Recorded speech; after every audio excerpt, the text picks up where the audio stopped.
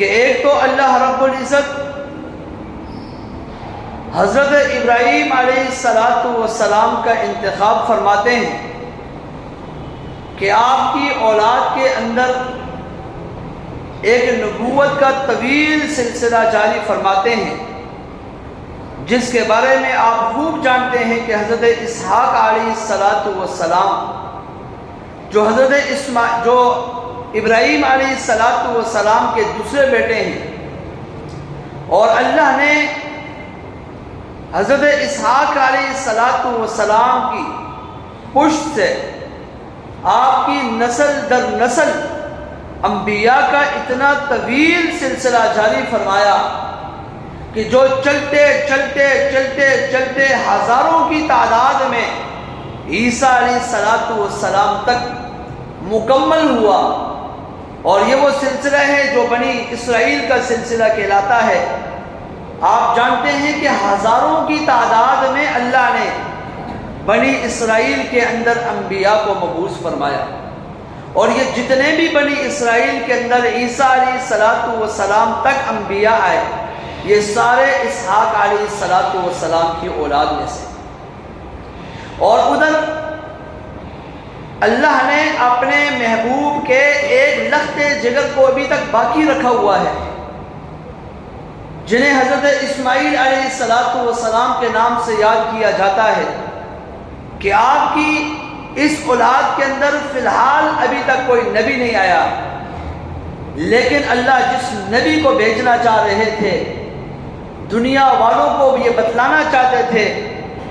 کہ اے اسماعیل، تیری اولاد کے اندر جس نبی کو میں لانے والا ہوں، کائنات کے سارے انبیاء سے وہ نبی اعلیٰ اور ارفع ہوگا، سارے رسولوں میں وہ نبی اعلیٰ اور ارفع ہوگا، وہ نبی اتنی اونچی بلند شان والا ہوگا کہ اس کی شان تک کوئی پہنچ نہیں سکے گا، اتنے بلند مقام مرتبے والا ہوگا، اس کے مقام اور مرتبے تک کوئی پہنچ نہیں سکے گا، وہ عزت میں بھی اعلیٰ ہوگا، شان مقام مرتبے میں بھی اعلیٰ ہوگا، اعمال میں، اخلاق میں، کردار میں، معاملات میں، ہر چیز میں وہ اعلیٰ ہوگا۔ وہ اتنا اعلیٰ ہے، وہ اتنا اعلیٰ ہے کہ اس کا بول بھی اعلیٰ ہوگا، اس کا قول بھی اعلیٰ ہوگا، اس کی چال چلن بھی دنیا سے اعلیٰ ہوگی، اس کا گھر بھی اعلیٰ ہوگا، اس کا مکہ بھی اعلیٰ ہوگا، اس کا مدینہ بھی اعلیٰ ہوگا، اس کو ملنے والے سارے معجزے بھی اعلیٰ ہوں گے، اس پر نازل ہونے والی کتاب بھی اعلیٰ ہوگی، اس کو پڑھنے والے صحابہ بھی اعلیٰ ہوں گے، اس کے خلفاء بھی اعلیٰ ہوں گے، اس کی امت بھی اعلیٰ ہوگی، کوئی امت اس امت تک پہنچ نہیں سکے گی۔ ایسا رسول میں بھیجنے والا، اور یہ رسول حضرت ابراہیم علیہ السلام کی دعا کا نتیجہ ہے، اور اللہ نے ایسے ہی کیا کہ نبی علیہ السلام کو حضرت اسماعیل علیہ السلام کی اولاد میں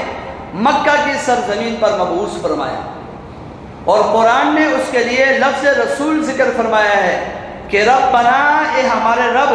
وَبَعَثْ فِيهِمْ،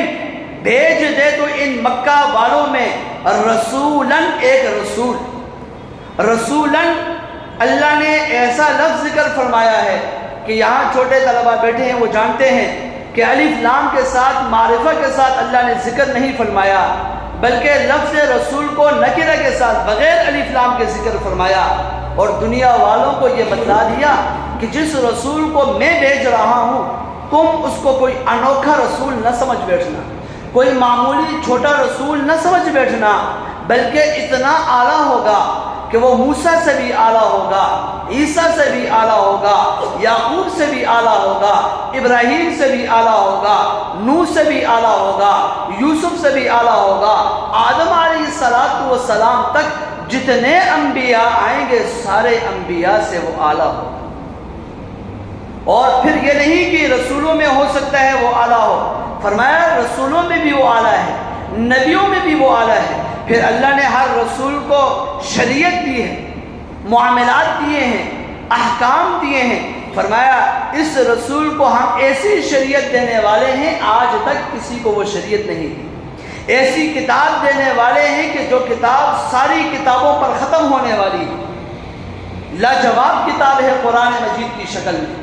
اور اس رسول کو ایسی امت دینے والے ہیں کہ آج تک ایسے رسول کے پاس ایسی امت آئی نہیں۔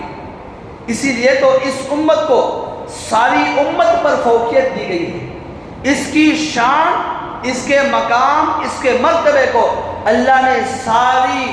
سارے نبیوں کی امت سے بلند کر دیا ہے۔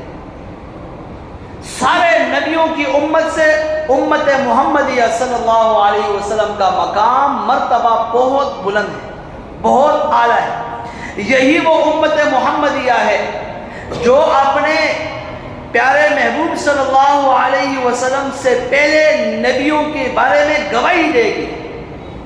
اللہ ان نبیوں کی تصدیق کے لیے اس امت کو بلائیں گے، یہ امت آ کر گواہی دے گی، اے اللہ ہم گواہی دیتے ہیں تیری بارگاہ میں کہ تیرا ایک محبوب پیغمبر عیسیٰ کے نام سے دنیا میں آیا، اس نے آ کر تیری توحید، تیرا پیغام، تیرا کلمہ اپنی امت تک پہنچایا۔ ماننے والوں نے مانا، نہ ماننے والوں نے نہ مانا۔ موسیٰ علیہ السلام کے بارے میں، ہر نبی کے بارے میں یہ امت گواہی دے گی۔ کتنی بڑی شان ہے، لیکن آج ہم اس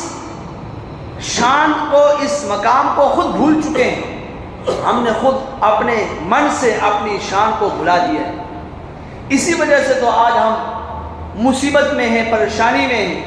ہم در بدر کی ٹھوکریں کھا رہے ہیں، کیونکہ اپنے مقام کو بھول چکے ہیں کہ جو اللہ نے مقام عطا فرمایا تھا وہ مقام کتنا بلند تھا، لیکن ہم نے اس مقام کو چھوڑا اور دوسرے مقام لے لیے۔ اللہ نے اس نبی کو صحابہ کی جو جماعت عطا فرمائی، کوئی نبی ایسا نہیں کہ جس نبی کی جماعت صحابہ جیسی ہو سکے۔ یہی وہ صحابہ ہیں جن صحابہ کے بارے میں پورے قرآن میں اللہ نے ان صحابہ کا دفاع فرمایا،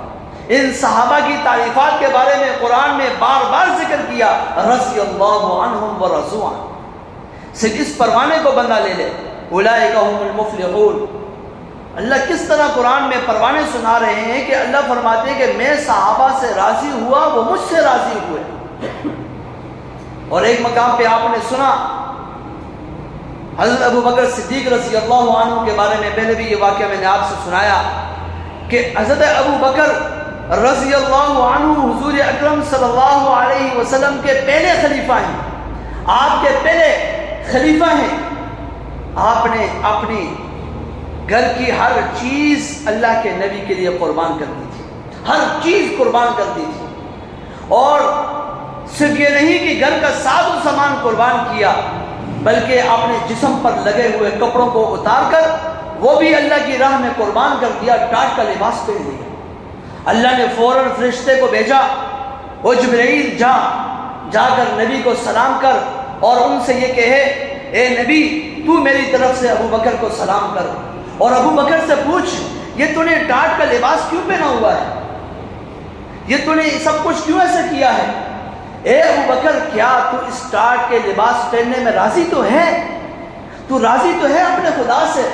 خدا پوچھ رہا ہے اپنے بندے سے، اے ابو بکر جو کچھ تو نے اپنا مال اللہ کی راہ میں قربان کیا،